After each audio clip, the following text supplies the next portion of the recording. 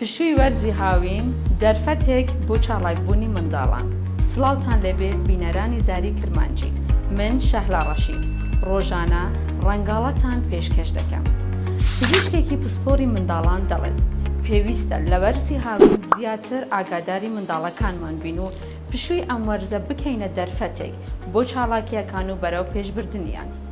دکتۆر محەممەد حەسەن پسپۆر لە نەخۆشیەکانی منداڵان و گەشەی منداڵان دەڵێت لەبری ئەوەی پشووی وەرزی هاوین بکەینە چالاکی، خوێندنەوە و بەرەو پێشچوونی منداڵ لە هەموو بوارەکانی ژیان کەچی هەموو ئەوانەی کە ئاماژەمان پێکردن بە پێچەوانەوە زیاتر سەرقاڵی ئەو شتانە دەکرێن کە هیچ سوودێکیان نییە.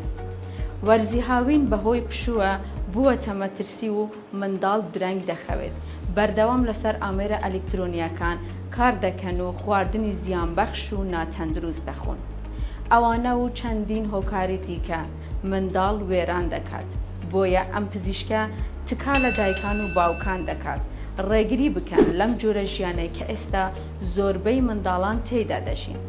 ئەم پشووە دەبێت دەرفەت بێت بۆ ئەوەی چالاک بن، مێشکیان بکرێتەوە، شتی نوێ فێر بن و تاقی بکەنەوە و زیاتر بەرەو پێش بچن بۆ ئەوەی لە قوتابخانەکانیش سوودی لێ ببینن.